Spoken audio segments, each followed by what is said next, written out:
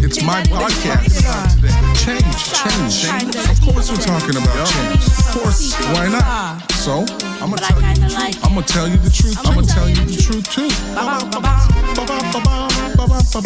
Here's my podcast.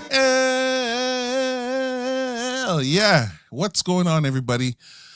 Today is July the 18th, 7 o'clock p.m. My name is Andre Anderson. I'm both host and founder of BSTL.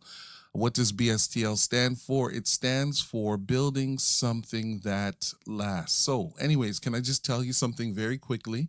And I don't want to harp on it too long here, but I just celebrated a birthday on July the 16th. Okay, so that's my birthday month. I am a Cancer. I don't really follow all the signs and stuff, but you guys do. So anyways, I'm a July baby. And so I'm looking forward to what this new year is going to bring my way. I'm excited. And again, thank you all. We are beginning to pick up some listenership around the world. Different spaces are beginning to tune in. So I just want to say thank you and keep sending the comments. bstlinc21@gmail.com. You can find us on rss.com. You type in BSTL there. We're also on Spotify. Where else are we on? Amazon Music. I'm sure I'm forgetting something, but if you type in BSTL, it's an easy find there. So anyways, today's episode is entitled Let the Chips Fall Where They May Fall, and I'm going to be having a conversation about the importance of understanding the culture around what happens before the meeting and after the meeting, So let me start here. True story. Many years ago, I was at a particular organization working there in a leadership capacity. And one of the things that I normally do as a general practice is I usually like to go and meet board members. I like to meet some of the influencers. I like to meet the people. I like to have conversations. As a matter of fact, one of the first things I do is I usually like to have a town hall meeting of some sorts, just so that I can allow for individuals to speak openly. And usually that happens when you do that before you begin to make any decisions. I like to do that so that people will get to hear my voice. They get to hear my thoughts, but also I like to hear their voice, and I like to see the room. I like to read the room. I like to get a sense of who am I going to be leading in this particular capacity. So anyways, again, true story.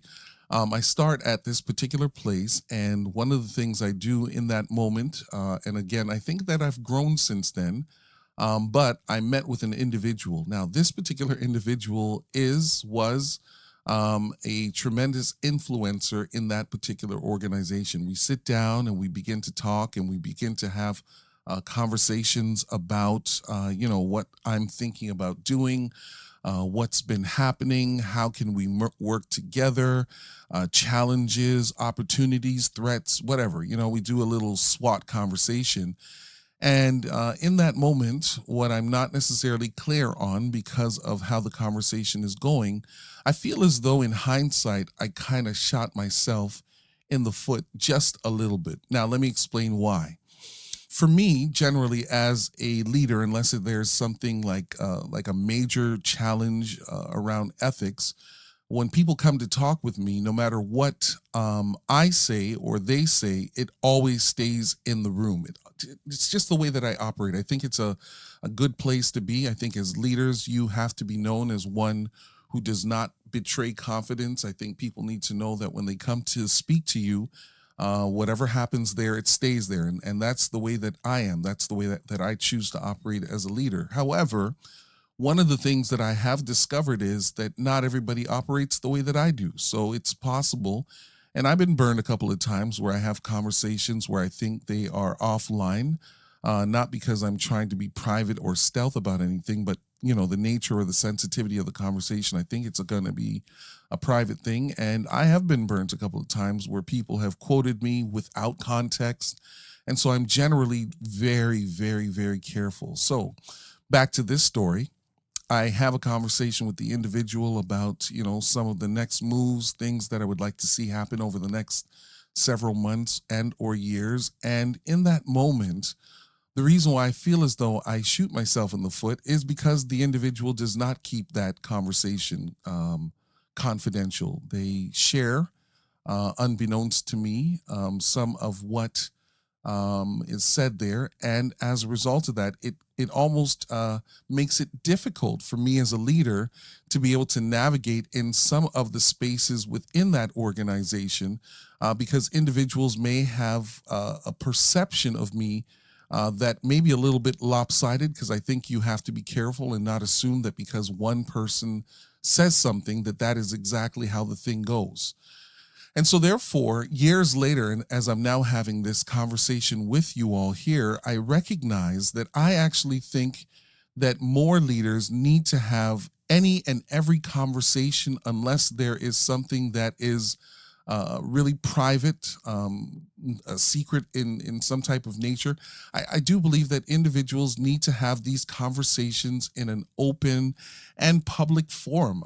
I don't know why a lot of how we do things in leadership and business call for these conversations where individuals are now lobbying before meetings, lobbying after meetings to try and get their own way. Now, let me tell you why I think that this is a challenge.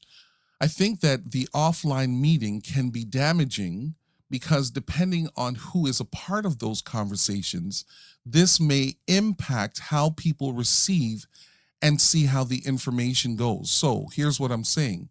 When there are offline meetings that are much more impacting and influential than the actual meetings themselves, those that are not in those spaces to hear what people are saying offline, they don't have the benefit of having their voices placed in the room to see what's actually happening. And of course, for those of you that have been following this podcast, you'll know that transparency for me is everything. And when I say transparency, I know that it's going to be almost impossible to share 100% of everything all of the times. But I think that as leaders, we do have to create an environment where people do understand that whenever we have a meeting, what needs to be said right there and right then. So here's the thing though. In these meetings, I think that it's the leader's responsibility to create the type of environment where people will feel safe to say what they have to say, even if it is not popular. So here's the observation I also make. I find that for a lot of leaders, they don't give deference to everyone. They don't give the same ear to every single voice that's happening in that room. I think that at times, depending on who's in the room, whether they are influencers, financially in a better position to do things, and the list goes on, we have this tendency of waiting to hear from the voice that seems to be the most informed. And once that person speaks up, we have a tendency of going that way fairly quickly.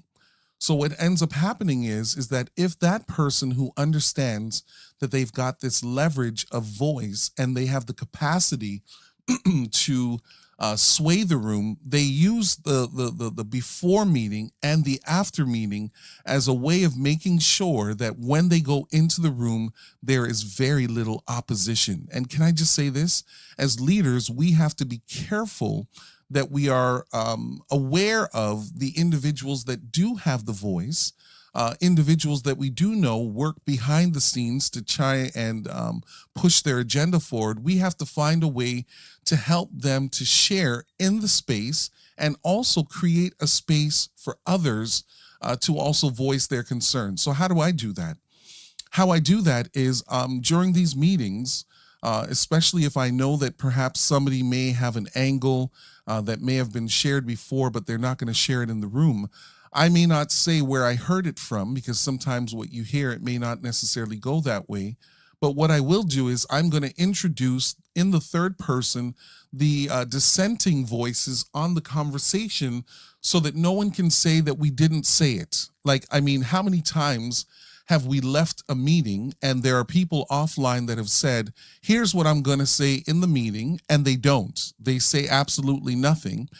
They don't share what they have to say. They may even go against the point that they actually had because they don't want to be seen as the, excuse the term, but the Reverend Killjoy.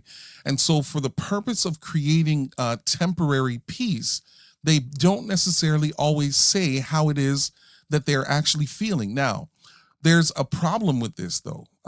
This temporary peace that most people try to guard with everything, even at the cost of the organization, this temporary peace is going to be the root cause of an infectious disease that is going to fester in the organization, whereby people are no longer going to be honest in the room about how they are actually feeling about various things that need a vote, that need some type of direction or way forward, unless they get to a place where they see that the room is not necessarily a place for peace, but the room is a space where people hash out their ideas. Now, the other challenge to this as well is you're really creating a two-tier system when you allow for the offline conversation to happen.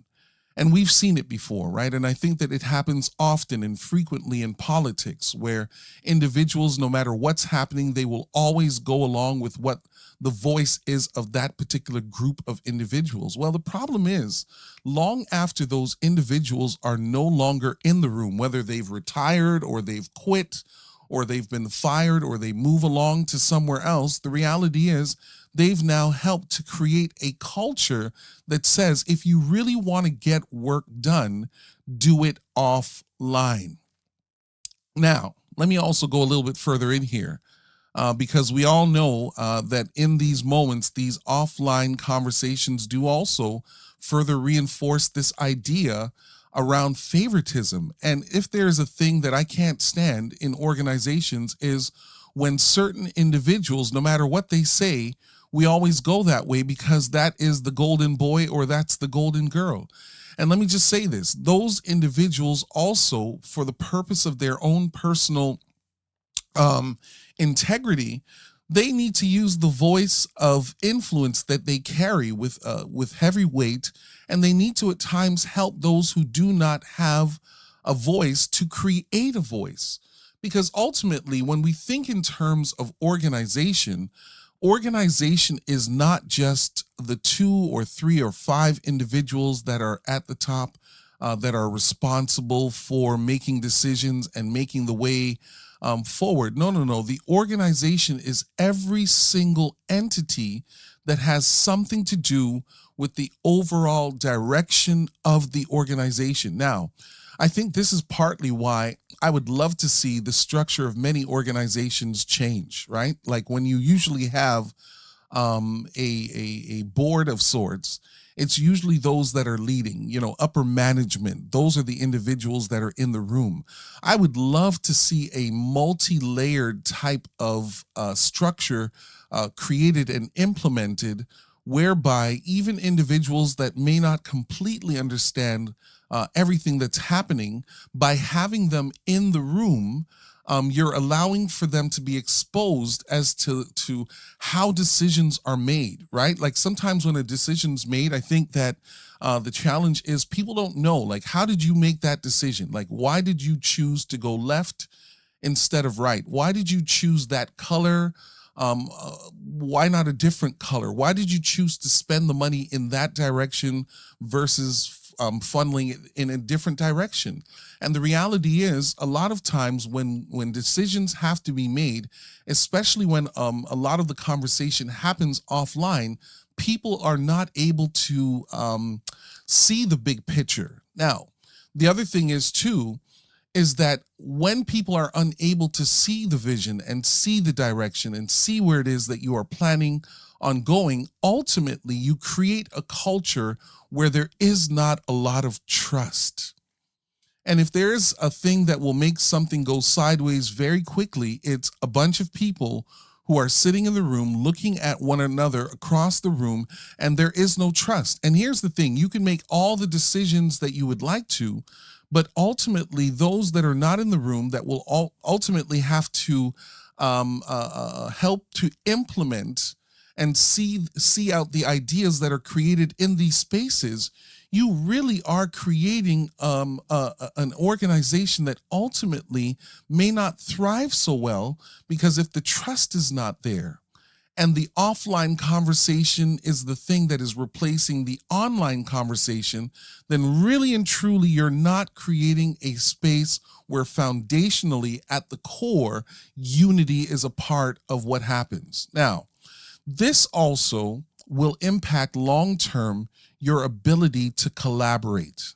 Oh, and if I could tell you, the amount of times I have seen, because of these offline conversations, you have individuals that have a lot to offer, like they're smart, they're intelligent, and because of the work that they may do inside and outside of that particular organization, they have some very, very, very good skill sets that some of us will never end up hearing, because when they see how the process happens in terms of how decisions are being made, they say to themselves, I don't necessarily want to have anything to do that. And here's the truth: as a leader, I don't blame them, especially in a volunteer type of setting. I don't blame individuals for walking away when they're not being compensated for the work that they're doing, when they realize that because of the culture that says the offline is the real room and it's the real space where real decisions are being made, they say to themselves, I don't like to be messy at all. So how then does the leader then, and let me just say this, as leaders, you cannot afford to avoid this type of culture within your organization. And I've seen this happen before, right? And I think I'm also guilty of it. I don't think I do it as much now because it's such a thing towards me that I have a disdain towards. Like, you cannot pretend that you don't know that these offline conversations are happening, right? You cannot. And here's one of the things that I've been grateful for throughout my years of leading, that when sometimes the offline conversations are so sickening and so infectious in a negative way to the organization, I have often had individuals, and I'm grateful for them, that have come and said, hey, Andre or Pastor, here's some of what people are talking about that they may not say in the room. I don't want you to mention my name, but I do want you to be aware of that which is happening offline.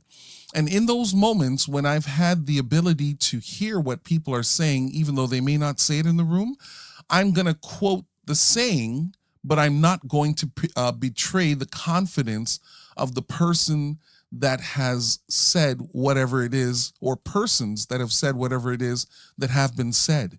You have to, as a leader, say what it is that you're hearing, even if it's not, a quote all the way. Sometimes, as we've heard the old adage that says, where there is smoke, there is fire. You have to be courageous enough to say, hey, here's what I heard. Even if what you've heard doesn't necessarily paint you in a good light. And, I've mentioned this before in some of the previous episodes. I think that one of the worst things that can happen for a leader is when they get to a place where they're so concerned with preserving who they are to the organization, preserving their own positional power and or influence, to the point where they no longer care about the impact of how they lead or how they don't lead. And I know it because I've lived through it. I've seen it. I've experienced it. I've done it before. Sometimes the easiest way is to avoid the conflict and save yourself for another day. But there's an ethic behind it that I just can't seem to shake. And it goes something like this. Whenever there are issues that we have when we are leading during our tenure, when we do not nip it in the bud, we now have created an environment that another leader is going to have to deal with upon arrival. And they're going to have to deal with something that is now more older, in its time. It's more deeply ingrained in the overall culture. And instead of them moving the organization forward, they're going to have to pause now to deal with some things that have nothing to do with what they're trying to do and what it is that they are trying to accomplish. Now, the bigger picture on top of this all is then you also begin to have dissension amongst management and employee. Now, think about this for a moment. Whenever things happen offline and no one does anything, it's not just the distrust that is created in the room amongst the leaders that have to make decisions.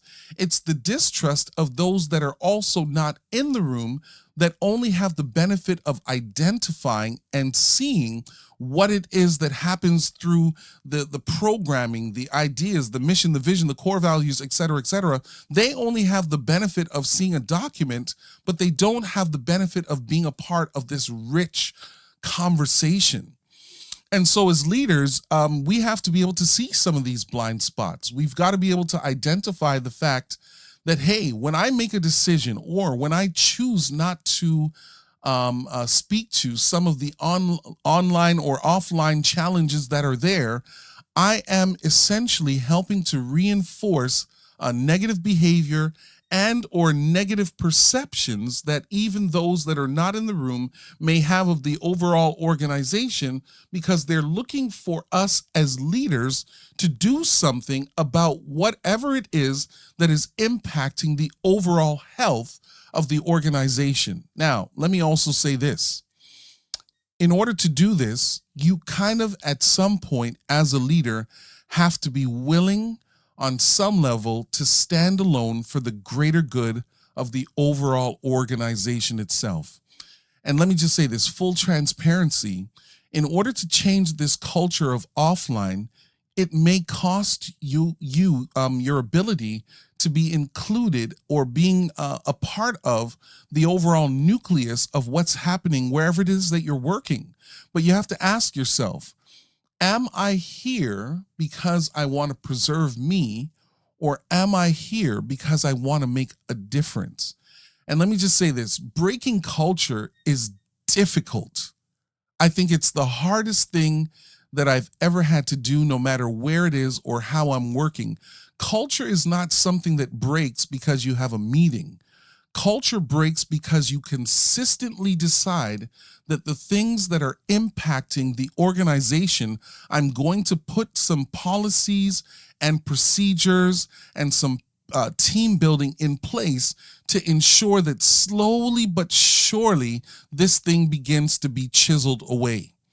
So now I'm going to say something here, and this part here is probably the hardest part. I think that when we want to change the offline and we can see that leadership is beginning to get or create a dent in fixing this problem, we also have to ensure that those that are above that kind of middle level leadership, they have to send individuals to work in those organizations that reinforce the principles that the predecessor is trying to put into place. Now, let me say it a different way. If you can see that there is slowly but surely becoming a cultural shift in whatever organization you're in, you cannot afford to have somebody come after someone that has done the work and they have created a new space and they are implementing and driving home and cementing some new ways of doing business. You can't afford to send someone there that is not going to be courageous. Because the thing is, most people will kind of remain silent only for a season. And we know that there are people that will wait people out. You know, like if you know that somebody's going to be leaving, you'll just sit down there quietly and wait and wait and wait, because this too shall pass.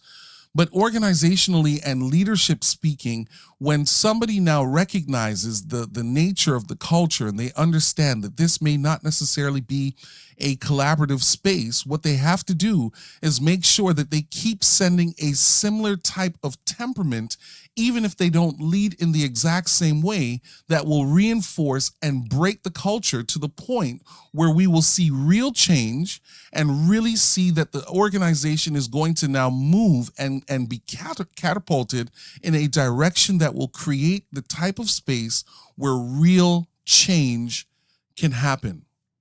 Now, finally, before I end this one, and I hope that you've enjoyed this conversation, let me just say this to individuals that feel like checking out. You can't. Let me just say this again, because not everyone that is a part of an organization is a part of an online or offline conversation. Those that are discouraged, you can never get to a place where you say to yourself, I'm done and I'm never going to do anything because this is what it is. Because I think the worst thing that could happen to any organization is when leaders get to a place where they say nothing, knowing that in their silence, they are helping to further solidify behavior that creates conflict, that creates dissension, that creates division. I think the worst thing that can happen for any space is when good people who have the intent of the organization become quiet. Again, my name is Andre Anderson. BSTL stands for Building Something That Lasts. And in this conversation, this is what we're trying to do. Help you to build an organization, build an environment, build a culture that says we're going to be courageous enough to say what needs to be said in the meeting, because we're not just thinking about personal preservation, we're thinking about the overall growth and building of whatever the organization stands for. And when that happens well, I think that ultimately these companies, these organizations, these nonprofit organizations and spaces, they will become places where people will become comfortable sharing, even if they don't always agree with what we have to say as leaders. Thank you for tuning in. Again, send us an email if you'd like to have some further conversations about this, bstlinc21@gmail.com.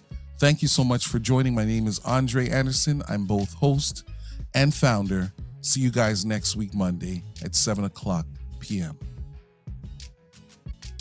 Hey, what's going on, everybody? This is the recap, and we always have a recap at the end of our show. So here, I got a couple of things that I want you to consider. Number one,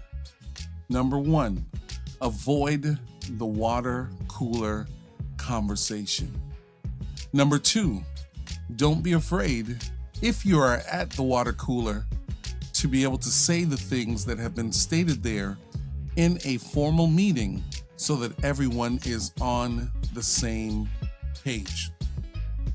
Number three, as a leader, please make sure that you do your best to be approachable, not just by those that like you, but those that are a part of your team that may not necessarily have the same level of comfort as you do speaking in meetings.